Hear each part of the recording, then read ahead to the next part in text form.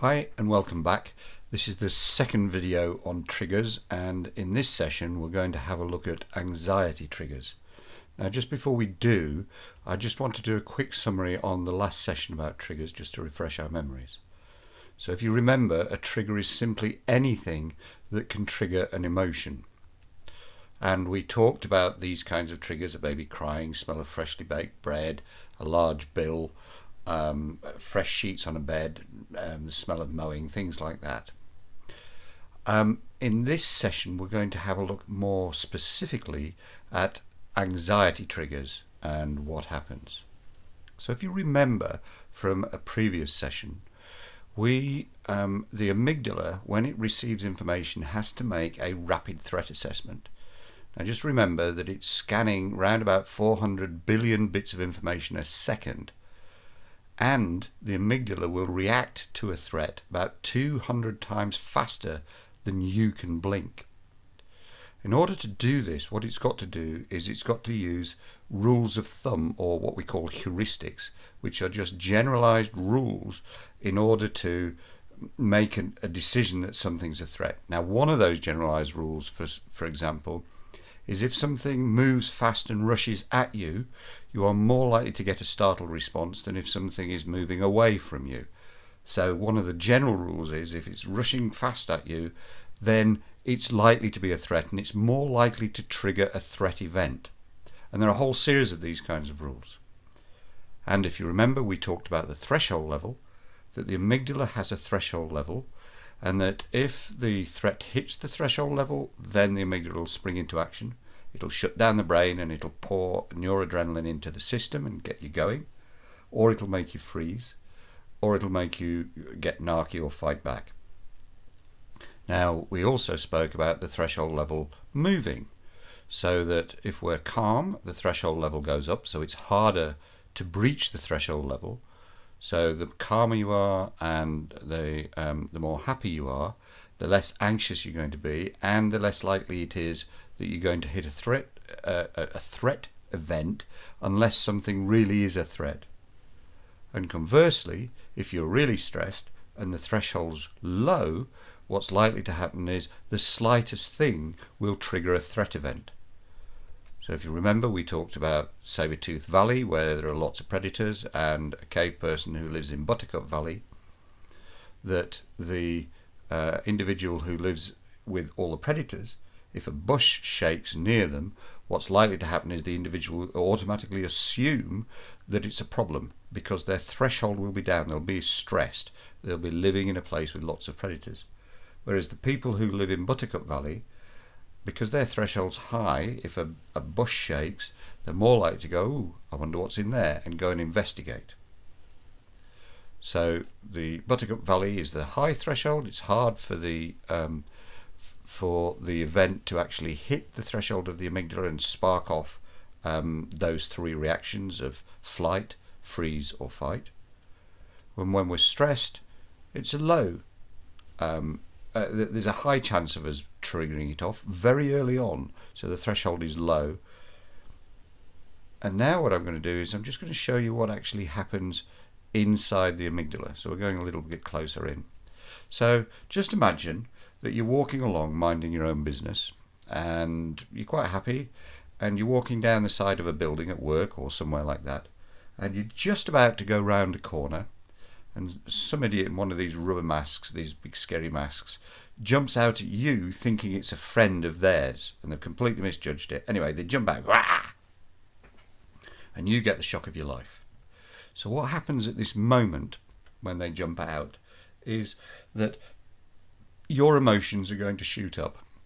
Now, as we talked about earlier, if your threshold's pretty high and you're pretty happy, you may just get over it. It may not be a problem.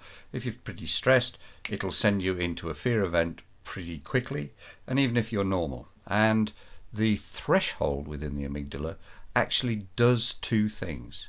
The first thing that it does, so if the emotion hits the threshold, the first thing it does is it boosts the signal. And basically what it's saying to the system is, get out of here, freeze, or run, or fight. You need to take action, and you need to take action quick. And the way that it decides to do that is by boosting the signal. And we get this, and what you see in this graph here is a typical graph of a fear event. They're going along quite steadily, something happens, it boosts up, it hits the threshold, we suddenly get this kind of spring effect, it goes bang, and then eventually it peaks, and then slowly it comes down the other side, and then we return to normal after some time, usually. So that's the first thing it does, is it boosts the signal in order to get us to react. And it floods our body with all of these chemicals, shuts down the brain, all this noradrenaline that feels horrible because actually it is wanting you to either move fast, freeze, or fight back. The second thing it does, because the amygdala, if you remember, is attached to the long-term memory, the moment the threshold is breached, it lays down a trigger in the long-term memory, and it's instant. So if you go around the corner and you get scared by this idiot in the mask, what's going to happen is that the threshold, the amygdala, is going to lay down a trace in the memory. Now, that trace could be anything. It's going to be something that happened a split second before you were shocked. And I mean a split second, it'll be part of a second before. Usually, not always, usually what it will be the place where it happened. So that if you go back to that corner later on in the day, you'll take a wide berth because immediately you'll be remembering it because you'll be getting close to the trigger. If you've ever had an accident anywhere, a car accident, and you have to drive past that spot again, what you'll find is that the anxiety will start to rise as you get closer and closer to it, and then as you go past it, you'll get similar kinds of feelings, that kind of jump effect as you get to the situation. That's the triggering. Now, so we've got this trigger laid down. You then come back that evening and you walk down the side of the same building and you get closer and closer to that corner now being a trigger. And as the name suggests, if you actually hit that trigger, then what you're going to do is recreate the situation. You're going to go pow, and the trigger is going to trigger the same event again. It's going to boost the emotions, you're going to get the same spike, and it's going to take a little while for you to calm down. Now, the issue with this is that what you're going to do as a human being is you're not just going to forget the incident. So the first thing you do once you have calmed down is you're going to think about the incident again. You're going to run it through in your brain.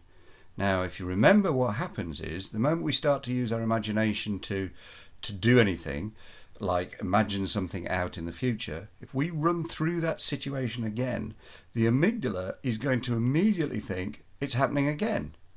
And what happens is it boosts the signal again.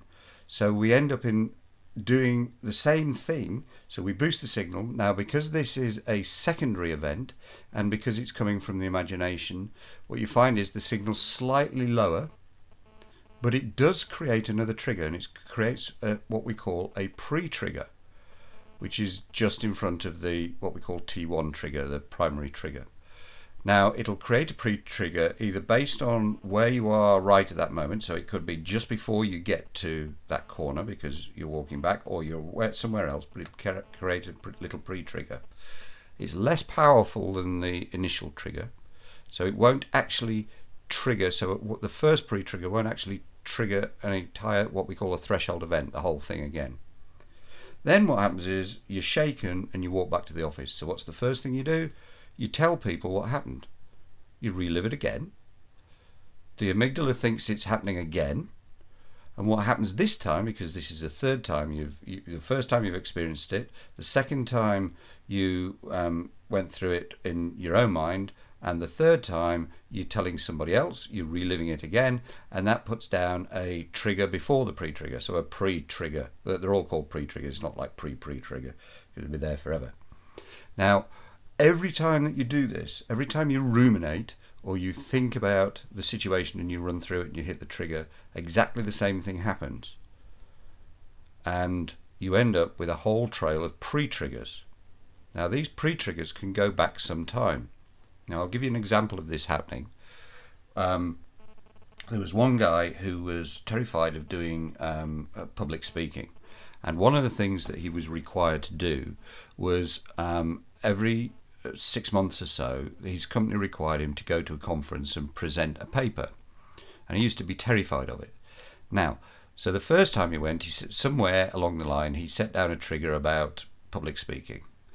And then there was a whole series of pre-triggers. And it went back so far that every time he was told he had to do a presentation, his boss told him via email. So what became a pre-trigger for him was the noise that Outlook makes when a new email comes in. So every new email that came into his Outlook created a little blip inside him. He had to immediately go and look to make sure it wasn't a request to do some public speaking. And then he could get back to his work, but it was interfering with his work all the time. Now, this is a really good example of a pre-trigger going all the way back. Now, the request to do the public speaking from the boss was always about 3 months before the actual event. So we've now got a set of pre-triggers that are 3 months going back. And that's kind of how we end up with anxiety, which I'll explain in a second what anxiety actually is. So the further back we go in the pre-triggers, the further away from the primary trigger, the T1, the weaker the triggers get, and they don't hit the threshold event. So we'll come back to the triggers in a second. I just want to talk a little bit more, and if you remember, we talked about the threshold, and that the threshold changes. So under normal circumstances, there's an average amount of space between what's normal and the threshold. So there's a bit of air between us and the threshold, as it were. If we're particularly calm and happy, the threshold's higher, so it's harder to breach it. So it's further away from those pre-triggers and the trigger. And in fact, if you're really, really happy and you have a trigger, there is a possibility that the trigger won't even trigger the threshold event because you're so happy. And then if you're stressed, the threshold comes down, and it's dead easy to trigger a threshold event and have that whole spike. Now, we'll just go back to the triggers for a second. So the triggers right way off to the left there get weaker, and the triggers off towards T1, which is the primary trigger, get stronger until it hits a threshold event. So what we see is the very first numbers of triggers climb in terms of intensity of emotion, but they're still below the threshold unless you're really, really stressed. Now, the interesting thing about the threshold is that the closer you get to it, the more anxiety you feel. So we have this band, and it's like a band of froth just under the threshold that's an anxiety band.